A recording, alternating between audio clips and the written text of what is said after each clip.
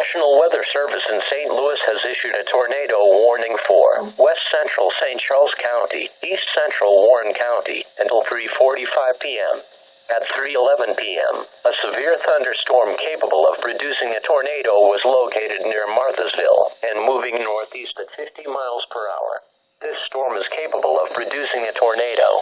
This is a radar-indicated threat. The following impacts are expected. Significant house and building damage is possible. Mobile homes will be completely destroyed if hit. Some trees may be uprooted or snapped. Vehicles will likely be thrown by tornadic winds. Locations impacted include Wentzville, New Millie, Forestell, and Flint Hill.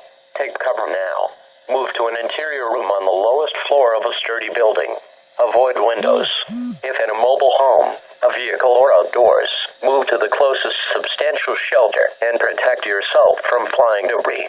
Repeating, a tornado warning has been issued until 3:45 p.m. for the following counties in Missouri: St. Charles and Warren,